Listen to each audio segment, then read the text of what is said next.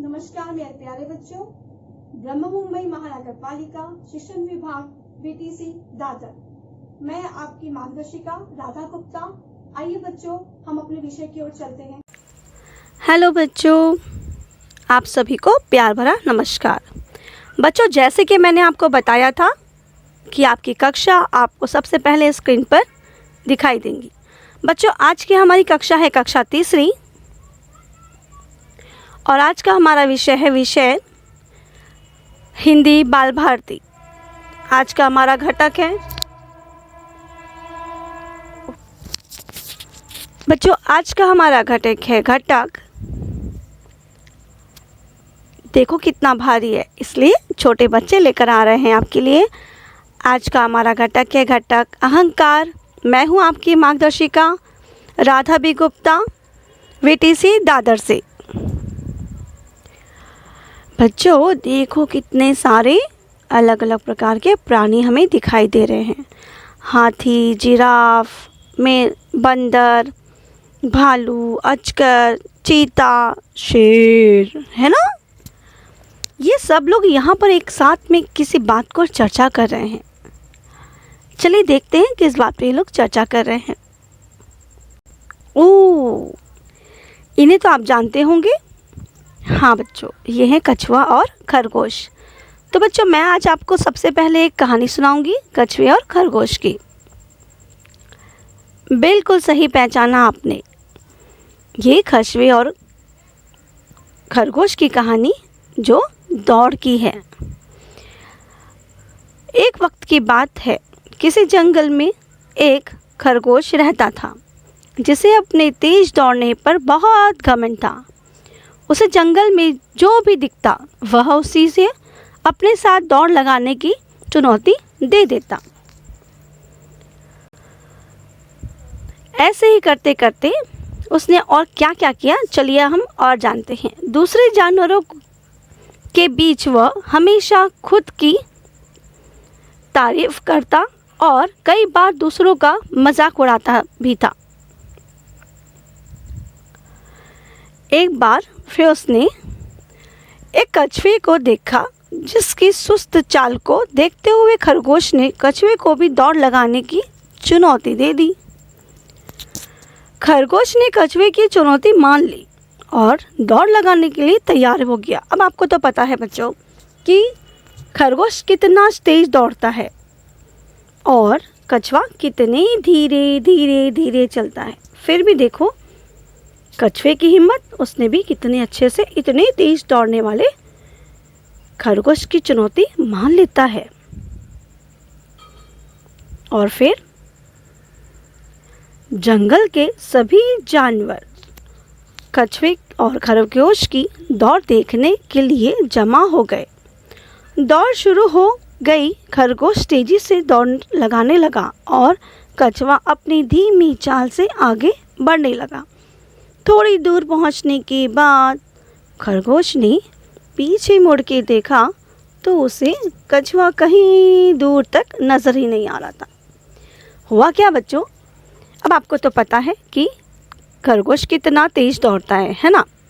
फिर इसी तरह से खरगोश दौड़ते दौड़ते काफ़ी तेज़ निकल गया और काफ़ी दूर पहुंच तो गया। उसने सोचा कि बस थोड़े ही दूर बैठ जाता हूँ, और पास ही में गाजर का खेत था, वहाँ से उसने पेट भर कुछ गाजर खा लिया। फिर क्या बोलता है खरगोश, जरा देखते हैं। खरगोश ने सोचा कछुआ तो बहुत धीरे धीरे चल रहा है ना, और उसे यहाँ तक पहुँचने पर बहुत समय लगेगा। क्यों ना थोड़ी देर आराम कर लिया जाए। और यह सोचते हुए वह एक पेड़ के नीचे आराम करने लगा। फिर क्या हुआ, पेड़ के नीचे सुस्ताते सुस्ताते कब उसकी आंख लग गई उसे पता भी नहीं चला। उधर कछुआ धीरे धीरे और बिना रुके लक्ष्य तक पहुंच गया। मतलब जब कछुआ धीरे धीरे चल रहा था और खरगोश सो रहा था, तब कछुए ने ये नहीं सोचा कि मैं भी ज़रा रुक जाऊं, ठहर जाऊं उसके बाद आगे बढ़ूं।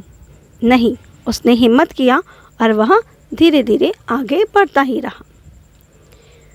जब कछुआ धीरे धीरे आगे बढ़ता रहा तो अंत में सबसे पहले वह लाइन पर पहुंच जाता है। उसकी जीत देखकर बाकी जानवरों ने तालियां बजाना शुरू कर दी। तालियों की आवाज़ सुनकर खरगोश की नींद खुल गई और वो दौड़कर जीत की रेखा तक पहुंचा। लेकिन कछुआ तो पहले से ही जीत चुका था और खरगोश पछताता रह गया। देखिए बच्चों, यह जो कहानी थी हमने इसे देखा और हमने ये भी देखा बच्चों कि कछुआ किस तरह से जीत जाता है, खरगोश हार जाता है। तो बच्चों ऐसे ही हम एक और कहानी पढ़ेंगे और उस कहानी का नाम है अहंकार, पार्ट 6 अहंकार। इसमें भी देखते हैं कि किस तरह से घमंड करने वाले का घमंड चूर होता है। ये देखो, ये है हाथी और चींटी। आप इन्हें जानते ही होंगे। देखो चींटी कैसे चल रही है, धीरे धीरे आगे चल रही है ना। अब ये पीछे से हाथी आता है, बोलता है, अरे ओ चंपा, तू मेरे आगे आगे क्यों चल रही है? जानती नहीं मैं महन हूँ? मनहर। हाथी गुस्से से चिगड़ा। मतलब हाथी बोलता है कि मैं इतना मोटा ताजा और तू मेरे आगे आगे चल रही है, मैं तेरे पीछे पीछे क्यों चलूँ? फिर क्या होता है बच्चों, जो चींटी होती है वो क्या बोलती है, मनहर जी नमस्ते, क्या आपको नहीं मालूम कि यह रास्ता न आपका है न मेरा, सभी एक समान है, जागो हुआ सवेरा। यह करके चींटी आगे चली जाती है। फिर क्या होता है बच्चों, हाथी को बहुत ज़ोर से गुस्सा आता है और हाथी बोलता है, रुक जा, अभी मज़ा चिकाता हूँ। हाथी बोला, उसने चींटी पर पैर रखना चाहता था पर वह मिट्टी में छिप गई। हाथी ने समझा कि चींटी का काम तमाम हो गया। वह खुशी से गर्दन हिलाता चल पड़ा। अब फिर से चींटी बाहर आई और क्या बोलती है, तभी चींटी बाहर आई, बोली, मनहर भाई नमस्ते। अरे तू कहाँ से आ गई? हाथी तिलमिला गया क्योंकि हाथी को तो गुस्सा आ गया था। वो तो बहुत गुस्से में हो गया था कि छोटी सी चींटी मेरे आगे आगे चल रही है और मैंने तो उसे अभी बहुत ज़ोर से दबा भी दिया था, मसल भी दिया था अपने पैरों से, फिर से ये आ गई। हाथी को बहुत गुस्सा आता है। फिर हाथी क्या करता है, आपके पैर के तलवे से चींटी ने जवाब दिया और लता पर जा बैठी। फिर क्या था, हाथी का गुस्सा और बढ़ गया। पास के नाले से ही उसने सूंड में पानी भरा और चींटी पर जोर से उछला। चींटी लता के बड़े पत्ते के पीछे जाकर छिप गई। थोड़ी देर बाद सामने आकर बोली, महना जी नमस्ते। देख रहे हैं आप, आपको चित्र में भी दिखाई दे रहा होगा बच्चों कि चींटी कैसे अपने आप को छुपा लेती है और हाथी उसके ऊपर गंदा पानी डाल देता है। फिर भी चींटी हार नहीं मानती कि हाँ, इतना मोटा ताजा हाथी है, वो तो मुझे कभी भी मसल देगा, मार देगा, लेकिन उस तरह का हार नहीं मानती है। क्या पे जैसे ही चींटी के ऊपर पानी आता है वो बड़े पत्तों में छुप जाती है। और फिर अब तो हाथी को गुस्से से वो पागल हो उठा। उसने पैर उठाया, तभी चींटी सामने की झाड़ी में छिप गई। उसे मारने के लिए हाथी ने झाड़ी पर धम से पैर पटक दिया और चीखकर कहा, अब तो कैसे बच पाएगी चंपा। देखो, वो इतने गुस्से में हो गया था कि उसे ये भी नहीं दिखाई दिया कि सामने कांटे वाला पेड़ है और उसने अपने पैरों को जोर से उन कांटे वाले झाड़ियों पर मार दिया और कहता है कि चंपा, तुझे अब मैं बताता हूँ। फुनगी पर लग के फूलों में छिपी हुई चींटी बाहर आकर बोली, नमस्ते। फिर से अपने रास्ते चल पड़ी। क्रोध में हाथी ने 2-3 बार कटीली झाड़ी पर अपना पैर पटक डाला। उसके पैर से खून बहने लगा। अब तो कोई भी हो, किसी को भी अगर हम झाड़ी पे पटकेंगे, वो भी कांटे वाले, तो उसे तो लगेगा ही जोर से बच्चों। तो हाथी के पैर से खून बहने लगा। फिर क्या होता है, पेड़ पर बैठ कर के एक मैना सब देख रही थी। बोल पड़ी, घमंड नहीं किसी का अच्छा, बड़ा हो चाहे छोटा, नीचा होता सिर अहंकारी का, मान लो मोटा। उसकी बात सुनकर मनहर हाथी ने चंपा चींटी से क्षमा मांग ली। बच्चों, यह बात सच है।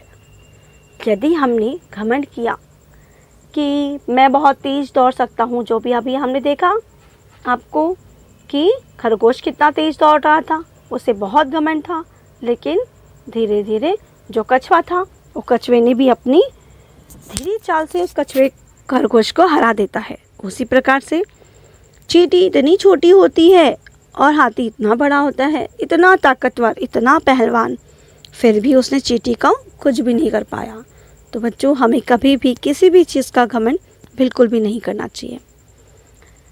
अब बच्चों, मैं आपको एक नई चीज़ बताती हूँ और हमें इस कहानी से क्या सीख मिलती है बच्चों? यह कहानी से हमें सीख मिलती है कि जो धैर्य और मेहनत से काम करता है, उसकी जीत पक्की और उसे खुद पर अपना या अपने किए हुए कार्य पर घमंड होता है, उसका घमंड कभी न टूटता जरूरी होता है। बच्चों, अब हम आपको एक बात और समझाएंगे। मैं अभी यह कुछ पैराग्राफ है, इसे मैं पढ़ूंगी और आगे हम विराम चिन्ह किसे कहते हैं वो आज हम समझेंगे। पेड़ पर बैठी मैना सब देख रही थी। बोल पड़ी, घमंड नहीं किसी का अच्छा, बड़ा हो चाहे छोटा, नीचा होता सिर अहंकारी का, मान लो मोटा। उसकी बात सुनकर मनहर हाथी ने चंपा चींटी से क्षमा मांगी। बच्चों, आप देख पा रहे होंगे कि इस पैराग्राफ में आपको कई प्रकार के चिन्ह दिखाई दे रहे हैं, जैसे कि तो बच्चों, आज हम पढ़ेंगे विराम चिन्ह, उसके आगे का व्याकरण है। विराम चिन्ह किसे कहते हैं वह अभी हम देखेंगे।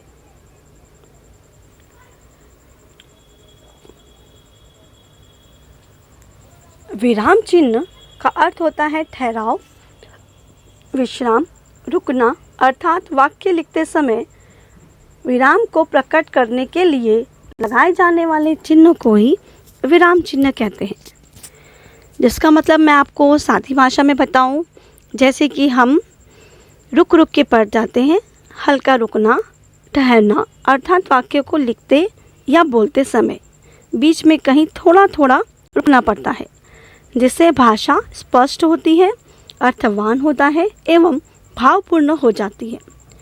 लिखित भाषा में इस ठहराव को देखने के लिए कुछ विशेष प्रकार के चिन्ह हैं, उन चिन्हों का उपयोग किया जाता है। तो बच्चों, ये चिन्ह कैसे होते हैं, क्या होते हैं, थोड़ा हम अभी समझेंगे। विराम चिन्ह सबसे पहले देखेंगे, पूर्ण विराम किसे कहते हैं। पूर्ण विराम कैसा दिखता है बच्चों? यह जब पूरा वाक्य खत्म हो जाता है, उसके अंत में इस प्रकार का एक लाइन आप सभी को दिखाई देता होगा। तो बच्चों, इसे ही पूर्ण विराम कहा जाता है। उदाहरण के लिए, वह खुशी से गर्दन हिलाता चल पड़ा। जहाँ पर चल पड़ा लिखा है उसके अंत में आप देख पा रहे हैं कि एक लाइन खींची हुई है। इसी लाइन को कहा जाता है पूर्ण विराम। आगे चलते हैं बच्चों।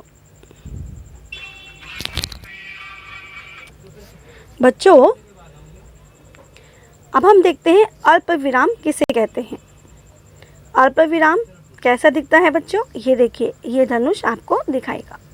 बिल्कुल हाँ, अल्प विराम यह छोटा सा एक लाइन सा होता है। चलिए अब हम उसका उदाहरण भी देख लेते हैं। रुक, अभी मज़ा चिकाता हूँ। आप देख पा रहे हैं बच्चों यहाँ पर रुक के बाद एक छोटा सा जो निशान दिख रहा है उसे ही हम अल्प विराम कहते हैं। अगर मैंने यह अल्प विराम पर नहीं रुकती हूँ तो इसका भावार्थ मतलब इसके शब्द का, इस वाक्य का अर्थ यह बदल जाता है।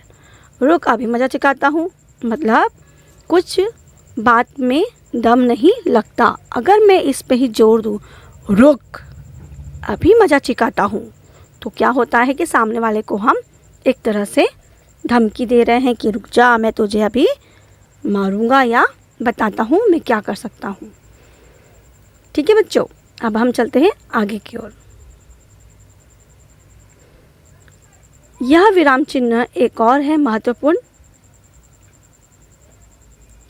अर्ध विराम चिन्ह। अर्ध विराम चिन्ह में कैसा दिखाई देता है बच्चों? यह एक छोटा सा कॉमा होता है और उसके ऊपर एक बिंदु होता है। उदाहरण के लिए हम देखेंगे,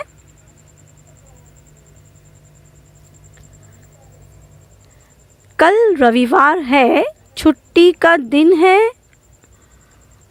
आराम मिलेगा। देखिए बच्चों, यह जो उदाहरण है यहाँ पर तीन जगह पर अर्धविराम का उपयोग किया गया है।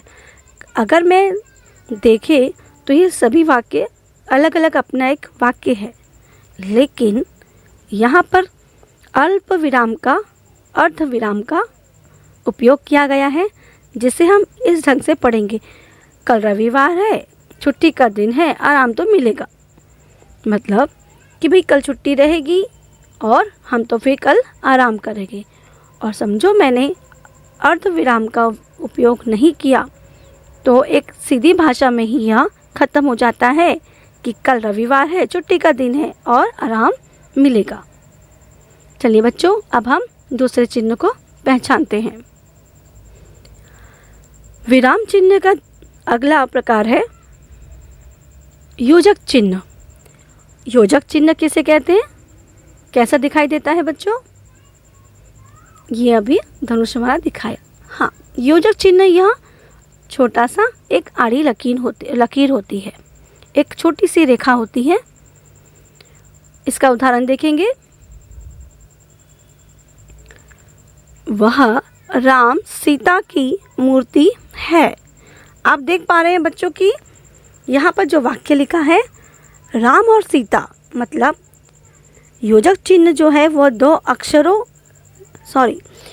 दो शब्दों के बीच में लगाया हुआ एक रेखा, छोटी सी रेखा होती है।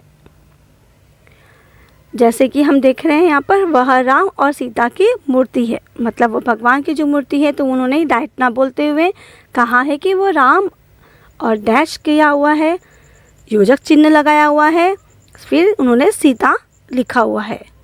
इस प्रकार से योजक चिन्ह का उपयोग किया जाता है। अब हम अगले चिन्ह की ओर चलते हैं। कोष्टक चिन्ह किसे कहते हैं? बच्चों, कोष्टक चिन्ह सबसे पहले देखते हैं कि कोष्टक चिन्ह दिखते कैसे हैं। आप देख पा रहे हैं कि इस तरह से दिखाई देते हैं। अब हम इसका एक उदाहरण देखेंगे।